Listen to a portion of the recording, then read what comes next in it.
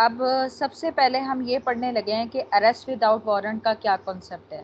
دیکھیں اس لحاظ سے نا دو offences ہوتے ہیں، ایک ہوتا ہے cognizable offense اور ایک ہوتا ہے نان cognizable offense. جو cognizable offences ہوتے ہیں نا اس میں وداؤٹ وارنٹ اریسٹ کیا جا سکتا ہے. اب یہ کیسے پتہ چلتا ہے کہ cognizable offense ہے؟ تو سیکنڈ اسکیجول جو کہ CRPC کے ساتھ اٹیچ ہے اس میں یہ لکھا ہوتا ہے کہ ود وارنٹ ہے اریسٹ یا وداؤٹ وارنٹ اریسٹ ہے. ٹھیک ہے، تو بعض اوقات ایسی سچویشن ارائز ہوتی ہے کہ جو ایبسکونڈ کر رہا ہوتا ہے نا ایکیوز پرسن کہ وہ انارکی کریٹ کرے گا اسٹیٹ کے لیے یا پبلک ایٹ لارج کے لیے مشکلات کا باعث بنے گا، تو وہاں پر without the permission of the court اس اکیوز کو گرفتار کیا جا سکتا ہے. ٹھیک ہے، اس حوالے سے ریلیونٹ پروویژنز ہے section 54 and 55. Administration of justice requires that justice is not only to be done, but it seems to be done so whenever there is apprehension as to commission of offence. The first measure adopted by police officer to prevent the accused from absconding himself is to arrest him with the order or without the order of the court. ٹھیک ہے، اچھا arrest کیا ہوتا ہے؟ Arrest کا مطلب ہوتا ہے کہ جب آپ کسی کو کنفائن کر دیتے ہیں اور اس کی لبرٹی کو ڈیپریویٹ کر لیتے ہیں، مطلب چھین لیتے ہیں، اس کو ہم اریسٹ کہتے ہیں. اپریہینشن اور ایکچوئل ریسٹرین اور deprivation or one's personal liberty. Arrest without warrant means without the orders of the court. اب مقصد کیا ہے اس کا؟ آبجیکٹ ہے کہ widest powers to the police officer to arrest who are involved in cognizable cases. The only limitation placed is reasonability and credibility to prevent the misuse of power. لیکن ساتھ لمیٹیشن بھی لگائی گئی ہیں کہ آپ پولیس آفیسر کی حیثیت سے اختیارات کا غلط استعمال نہ کریں. کون سے سرکمسٹانسز ہیں جن میں اریسٹ ہو سکتی ہے؟ ایک بندہ اگر کوئی کوگنیزیبل کیس میں انوالو ہے، یا ریزنیبل کمپلینٹ ملی ہے، یا کریڈیبل انفارمیشن ریسیو ہوئی ہے اس کی انوالومنٹ کی، یا سسپیشن ایگزسٹ کر رہا ہے کہ یہ بندہ انوالو ہوگا. اب کون وداؤٹ وارنٹ اریسٹ کر سکتا ہے؟ Police officer, private person, magistrate and justice of peace. Instances کیا ہیں؟ سیکشن 54 کے تحت ہیں. پہلا تو یہ ہے کہ جہاں پر ریزنیبل سسپیشن انوالو ہے کہ یہ بندہ کوگنیزیبل offense میں انوالو ہے، یہ جس کے خلاف ریزنیبل کمپلینٹ فائل ہوئی ہے کوگنیزیبل offense کے حوالے سے، یا ایک بندہ ہے جس کے پاس سے اوزار ہتھیار ملے ہیں ہاؤس بریکنگ کے اور اس نے کوئی صحیح ریزن نہیں بتائی، یا کوئی اشتہاری ہے، مجرم ہے. ٹھیک ہے، یا جس کے حوالے سے سسپیشنز انوالو ہے کہ یہ اس کے پاس چوری کا مال ہے، یا وہ رکاوٹ کا باعث بن رہا ہے پولیس آفیسر کی طرف، یا کوئی عام ڈیفنس فورسز میں بھاگا ہوا بندہ ہے، یا جس کے خلاف ریزنیبل کمپلینٹ ملی ہے، یہ ریفرنس ہے دوسرے پولیس آفیسر کی طرف سے کس کی گرفتاری مطلوب ہے.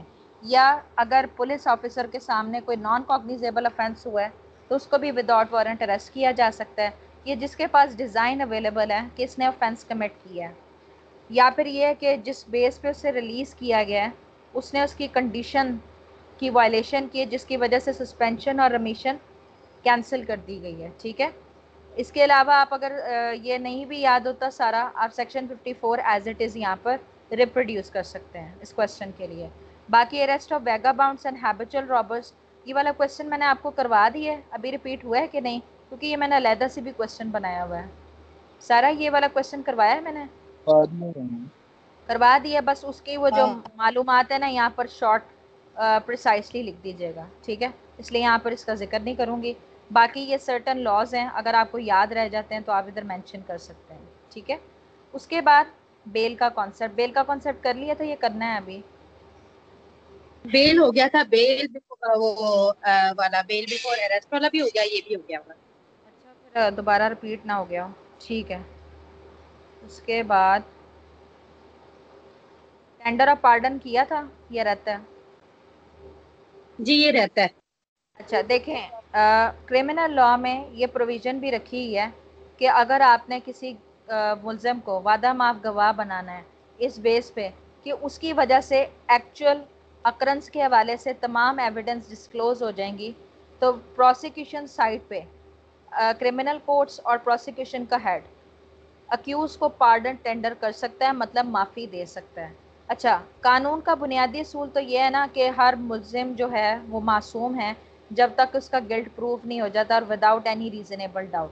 تو یہ پروسیکیوشن کا کام ہے کہ اس کے گلٹ کو ثابت کرے، نہ کہ یہ ملزم کا کام ہے کہ اپنی انوسنس کو ثابت کرے. لیکن یہاں پر سرٹن ایسے سرکمسٹانسز لگائے گئے ہیں کہ جہاں پر آزادی دی جا سکتی ہے ملزم کو کہ اگر وہ جو کنڈیشنز امپوز کی ہیں اس کے ساتھ کمپلائنس کرے جو کہ اسے معافی گرانٹ کرنے لگے. ٹھیک ہے, تو پارڈن کا گرانٹ اسی صورت میں ہوگی, اس صورت میں دی جاتی ہے کہ آپ تمام فیکٹس کو ڈسکلوز کر دیں گے جس کے بارے سے آپ کو یہ پتہ چلے گا کہ افینس کی کمیشن کیسے ہوئی ہے. ٹھیک ہے, 337 سے لے کے 339A آف CRPC ہے. اس کی کراس ریفرنس آرٹیکل 16 جس میں اکمپلس کا کانسیپٹ ہے, اور آرٹیکل 129B میں بھی اکمپلس کا ذکر ہے. تو چونکہ اکمپلس کو معافی گرانٹ کی جاتی ہے اس لیے اس کا کراس ریفرنس بنتا ہے.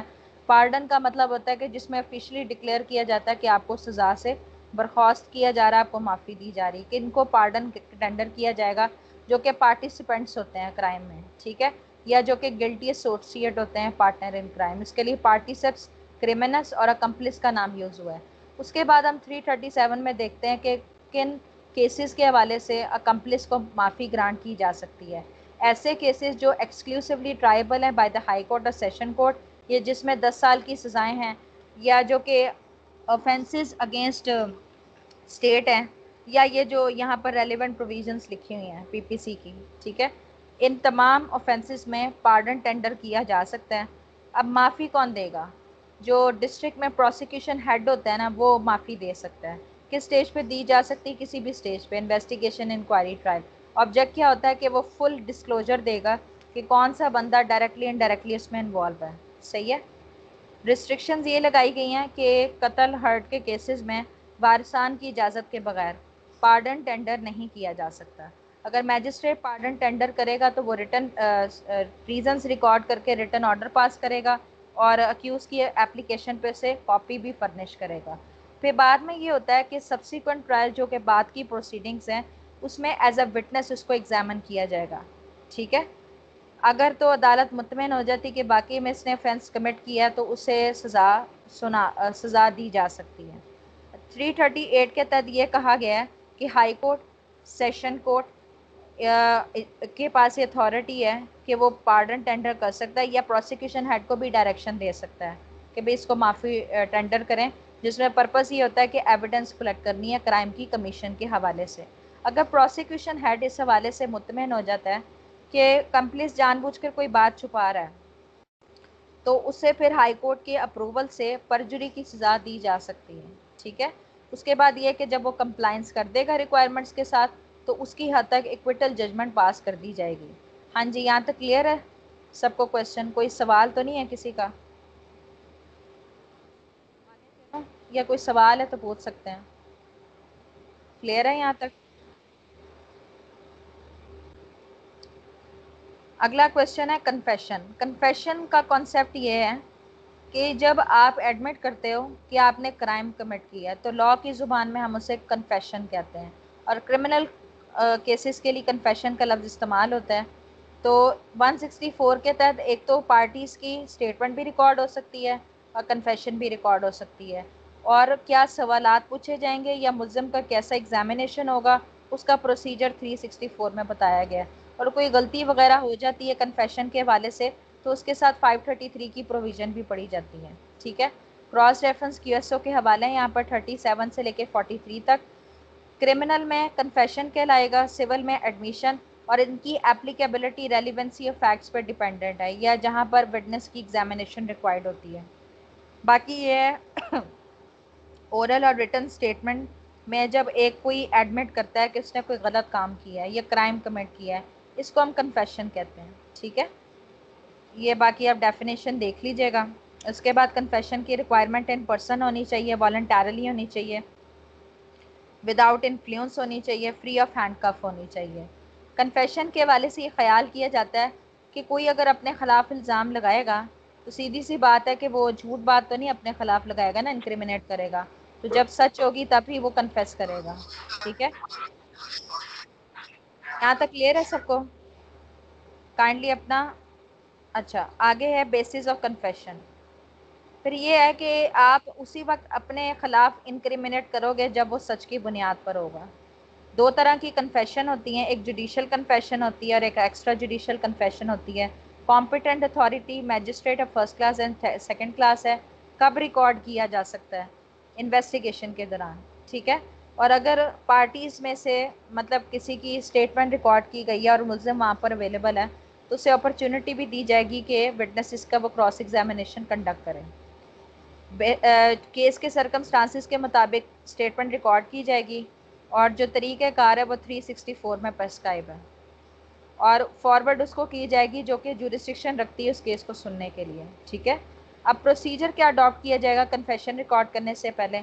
सबसे पहले तो कन्फेसर को एक्सप्लेन किया जाएगा ना कि उसके लिए उसके ज़िम्मे नहीं है कि वो कन्फेस करें, लेकिन अगर वो देता है तो उसके ख़िलाफ़ इस्तेमाल हो सकती है। फिर वॉलंटरीनेस को चेक करने के लिए उससे सवालात पूछे जाएंगे। जब मैजिस्ट्रेट सेटिस्फाई हो जाएगा कि वॉलंटरी दी गई है, तमाम डिटेल्स ठीक हैं, और फिर ये है कि ये कन्फेशन रिकॉर्ड करने के लिए ज़रूरी नहीं है कि मैजिस्ट्रेट के पास जुरिस्डिक्शन है कि नहीं है। इट मीन्स कोई भी मैजिस्ट्रेट उसको रिकॉर्ड कर सकता है। 364 के तहत मुल्ज़म का एग्ज़ामिनेशन कैसे रिकॉर्ड किया जाएगा? सवालात होंगे, उनके जवाबात होंगे, उसी लैंग्वेज में रिकॉर्ड किया जाएगा जिसमें उसको एग्ज़ामिन किया गया है। अदालत की ज़ुबान में या इंग्लिश में उसको दिखाया जाएगा, पढ़ के सुनाया जाएगा, और उसको अगर नहीं समझ आती तो उसको एक्सप्लेन किया जाएगा। उसके बाद उसकी लिबर्टी है कि उसमें वो एडिशन कर सकता है। जब उसके मुताबिक एन मुताबिक हो जाएगी जो उसने कन्फेस की है, तो फिर उसके ऊपर सिग्नेचर किए जाएंगे मुल्ज़िम और मैजिस्ट्रेट के, और साथ तस्दीक नोट भी होगा कि उसकी प्रेजेंस में सुनने के बाद कन्फेशन रिकॉर्ड की गई है। ठीक है, और तमाम फुल डिटेल्स होंगी जो कि मुल्ज़िम ने कही होंगी। अच्छा, उसके बाद यहाँ पर सिचुएशन बताई गई है कि अगर मैजिस्ट्रेट ने खुद अक्यूज़ का एग्जामिनेशन रिकॉर्ड नहीं किया तो ये कि उसे मेमोरेंडम लिखना पड़ेगा फुट नोट पे, तस्दीकी नोट, अदालती ज़ुबान में या इंग्लिश लैंग्वेज में।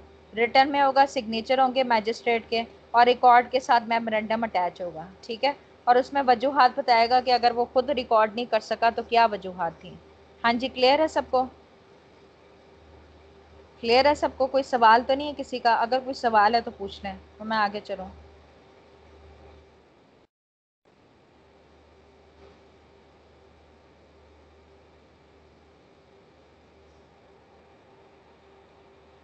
ये चार्जेस से आगे वाला मैं क्वेश्चन करा रही हैं, थोड़ा सा ना यहाँ पर हाफ हो गया था, पता नहीं कॉपी पेस्ट ऊपर नीचे हो गई, ये सवाल दोबारा से आगे टाइप हुआ हुआ है, तो यहाँ से काट दीजिएगा, आगे देख लेंगे। हाँ जी, क्लियर है सबको?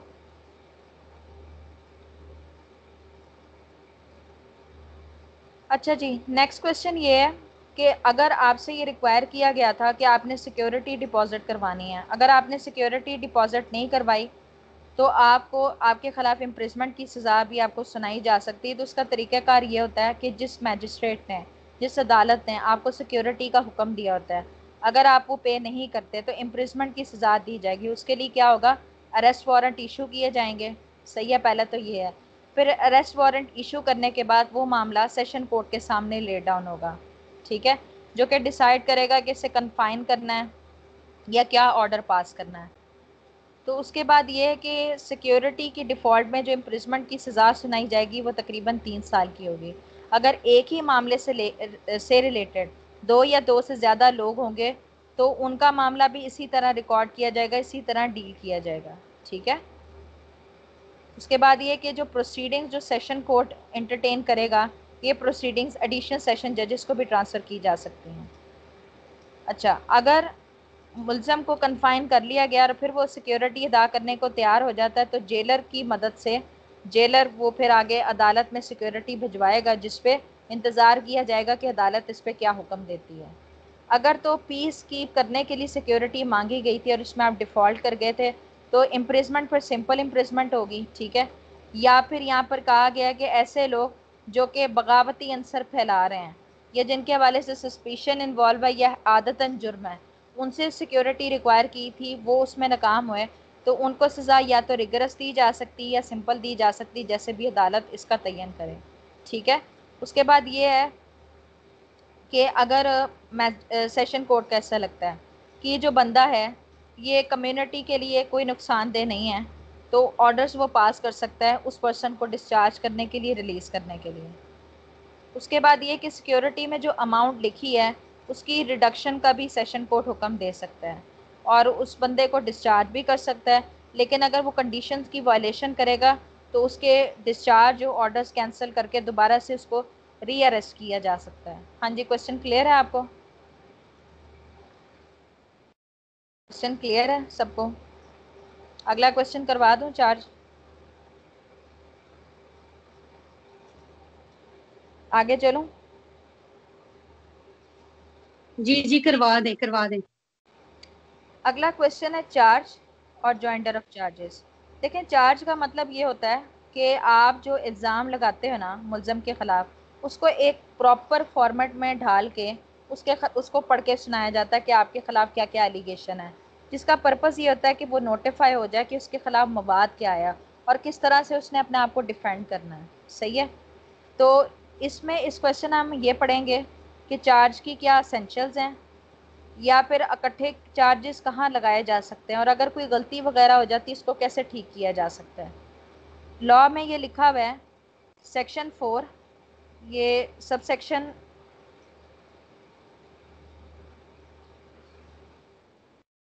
سب سیکشن 1 ہے یہ، اور اس کا سب سیکشن سی ہے، جس میں یہ کہا گیا یہ ہیڈ آف چارجز ہیں، جس میں ایک سے زیادہ چارجز ہیڈز آف چارجز ہوتے ہیں، مطلب ایک سے زیادہ قسمیں ہیں. بلیکس لاء ڈکشنری اس کا لیگل میننگ لکھا ہے formal accusation of an offense. Object بھی ڈسکس ہو گیا ہے. پروسیجرل ویلیو یہ ہے کہ یہ پہلا قدم ہوتا ہے جس کی پیس پہ ٹرائل سٹارٹ ہوتا ہے. چلان کیسز میں جب انویسٹیگیشن کمپلیٹ ہو جاتی ہے، مطلب جو F I R base case ہے، تو پولیس رپورٹ جب سبمٹ ہوتی ہے، جب چارج فریم کیا جاتا ہے، اور کمپلینٹ کیسز میں انکوائری کنکلوڈ ہونے کے بعد. ٹھیک ہے، اب ہم اس کی اسینشلس پڑھتے ہیں. سب سے پہلے تو یہ کہ جب چارج فریم کیا جاتا ہے نا، ایک تو offense کا یہاں پر ذکر ہو، جس لاء کے تحت offense لگایا جا رہا ہے اس لاء کا ذکر ہو، کوئی اسپیسیفک نیم ہے تو اسپیسیفک نیم سے اس کو ایڈ کیا جائے. اگر اسپیسیفک نیم نہیں ہے اور ڈیفینیشن ہے اس کی، تو ڈیفینیشن کے ذریعے وہ اس کو نوٹیفائی کیا جائے گا کہ اس کے خلاف کیا الزام لگا ہوا ہے. لاء اور سیکشن مینشن ہونا چاہیے جس کے تحت اس پہ چارج لگایا گیا.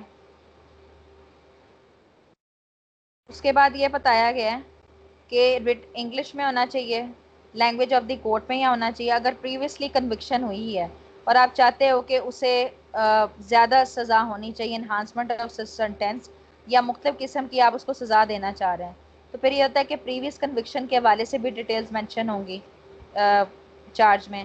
اس کے بعد علاوہ جو پرٹیکولرز ہیں، کس ٹائم پہ کس جگہ پہ آفینس کمٹ ہوا ہے، کس بندے کے حوالے سے ہوا ہے، یہ بھی چارج میں ایڈ کیا جائے گا. ٹھیک ہے. اس کے علاوہ کرمنل بریچ آف ٹرسٹ یا dishonest misappropriation of money کا کوئی ایلیگیشن ہے، تو جو ٹوٹل آپ کا لاس ہوا ہے وہ آپ اس میں مینشن کرو گے. ٹھیک ہے. لیکن کیس اس طرح کیا ہے کہ پرٹیکولر سے بھی سفیشینٹ نوٹس نہیں مل رہا ملزم کو، تو پھر یہ بتائے گا کہ کس طریقہ کار سے وہ آفینس کمٹ کیا گیا ہے. اب چارج فریم کرنے کا فیکٹ یہ ہوتا ہے کہ ایک آفینس کے لیے جو ضروری انگریڈینٹس ہیں وہ پوری ہو رہی ہیں اس آفینس کے لیے، یہ اس سے پریزیوم کیا جاتا ہے. اس کے بعد یہ بتایا گیا ہے سیکشن 225 میں کہ اگر آفینس چارج فریم کرتے وقت کوئی غلطی ہو جاتی ہے تو عموماً کیا ہے اسے نظر انداز کر دیا جاتا ہے، کنسیڈر نہیں کیا جائے گا. لیکن اگر اس ایرر کی وجہ سے ملزم مس لیڈ ہوا ہے یا فیلئر آف جسٹس ہوا ہے تو اس صورت میں اس کو ریگارڈ کیا جائے گا. اگر آپ نے چارج میں آلٹریشن کروانی ہو تو ججمنٹ پروناؤنس کرنے سے پہلے کسی بھی ٹائم پہ اپلیکیشن دی جا سکتی ہے 227 کے تحت، اور پھر وہ ایڈیشن اور الٹریشن اس کو پڑھ کے سنائی جائے گی اور اس کو ایکسپلین کی جائے گی. اس کے بعد یہ بتایا گیا کہ ہر اوفینس کے لیے سیپریٹ چارج لگتا ہے، یہ جنرل رول ہے. لیکن ایسے بھی اوفینسز یا ایسے سچویشنز ہیں کہ جس میں ایک ہی ٹرائل کے تحت آپ چارجز فریم کر سکتے ہیں. سب سے پہلی سچویشن یہ کہ ایک سال کے عرصے میں آپ نے تین قسم کے آپ نے اوفینس کمٹ کیے ہوں تو ان کا بھی ایک ٹرائل چل سکتا ہے. یا کہ ایک ہی ٹرانزیکشن سے ریلیٹڈ سیریز آف ایکٹس آپ نے کمٹ کیے اور ایک ہی بندے نے کیے ہو تو اس کا بھی ایک ٹرائل کے تحت چارج فریم کیا جا سکتا ہے. یا ایک اوفینس 2 ڈیفینیشنز کے انڈر آ رہا ہے تو اس کا بھی ایک ٹرائل لگایا، ایک ہی چارج فریم کیا جا سکتا ہے. یا پھر سیریز آف ایکٹس ایک اوفینس کانسٹیٹیوٹ کر رہے ہیں، کمبائن ہوتے ہیں کسی اور ایکٹ کے ساتھ تو ڈفرینٹ اوفینس کیا کہہ رہے ہیں کانسٹیٹیوٹ کر رہے ہیں. یا جہاں پر ڈاؤٹ فل ہوتا ہے کہ کون سا اوفینس کمٹ ہوا ہے، تو یہ ایسی سچویشنز ہیں جہاں پر اکٹھے چارجز ایک ہی ٹرائل کے تحت لگائے جا سکتے ہیں. اس کے بعد سیکشن 239 میں بتایا گیا کہ کون سے لوگ ہیں جن کا اکٹھا چارج لگایا جا سکتا ہے. ٹھیک ہے.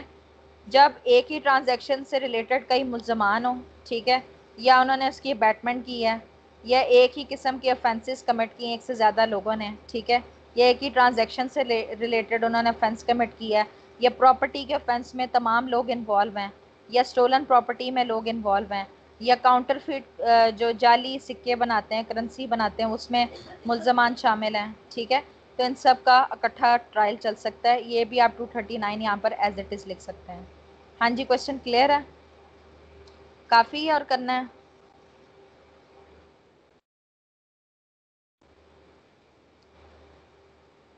جی سارا کافی ہے اتنا پھر؟